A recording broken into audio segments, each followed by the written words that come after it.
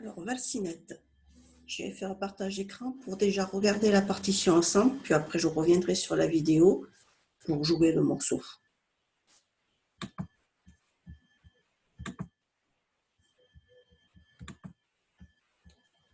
Voilà, donc Valsinette, il est très simple. Ça va être un morceau uniquement avec la main droite. Il n'y a pas de main gauche, c'est tout des cordes à vide. Ce qu'il faut bien regarder, c'est les notes qui ont les queues vers le bas ou les notes qui ont les queues vers le haut. Ce qui nous dira si je dois jouer avec le pouce, quand c'est les notes qui ont les queues vers le bas, ou si je dois jouer avec majeur ou index, quand c'est les notes qui ont les queues vers le haut.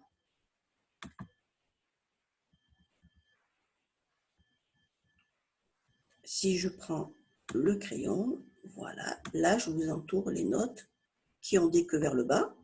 Vous avez vu, la queue est vers le bas ici. Donc toutes ces notes-là, ça sera le pouce qui va jouer. D'ailleurs, il y a un petit P, que le petit P, c'est pas le gros qui est en gras, ça c'est autre chose. Mais le tout petit P qui est à côté, c'est pour dire de jouer avec le pouce. La suivante, ça sera donc celle-là.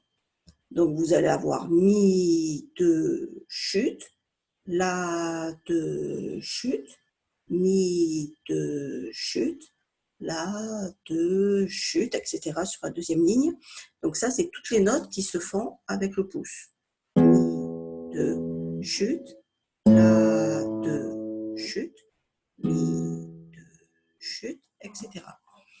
Puis après, vous avez celles qui vont avoir les queues vers le haut.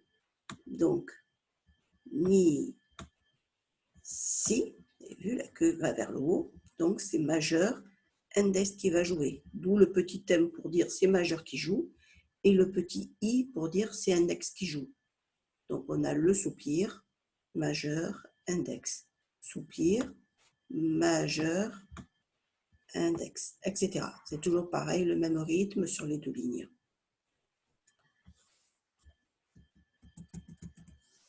Voilà.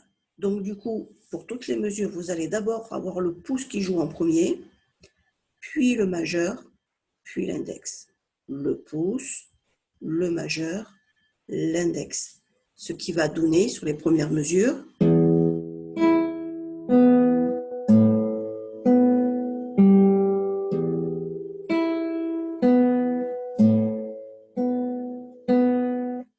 voilà. Là, j'ai fait la première ligne.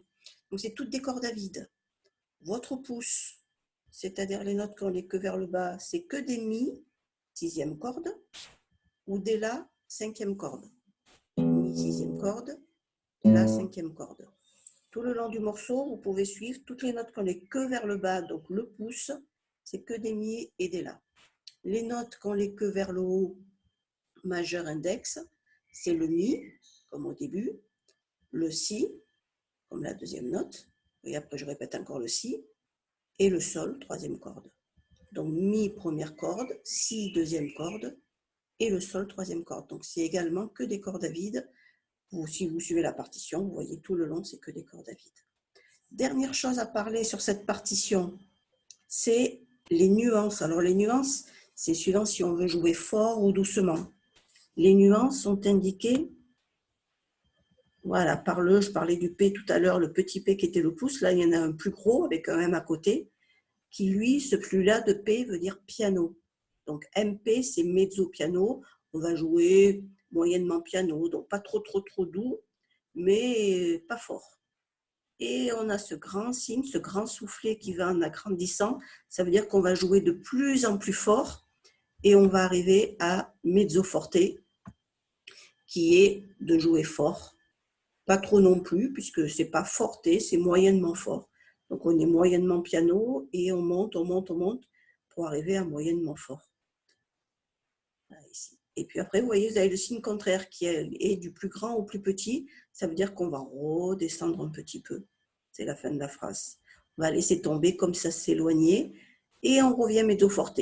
Donc plutôt fort, comme quand on joue normalement en fait.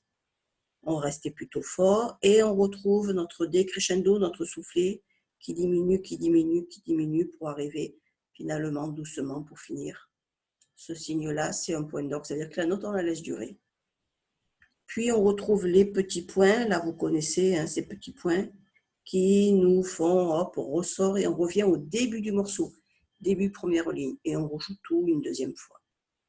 Donc je reviens à la vidéo et je vous joue le morceau pour que vous puissiez suivre ma main droite, puisque on a dit tout à l'heure que la main gauche, on n'en avait pas besoin. Hop, je l'enlève, j'en profite, pourquoi pas, pour tenir ma guitare, pour qu'elle reste bien stable, qu'elle ne bouge pas. Alors, je vais un petit peu remonter, voilà. Je ne suis pas très bien positionnée, ma guitare est un peu haute, mais c'est pour que vous puissiez bien voir la main droite.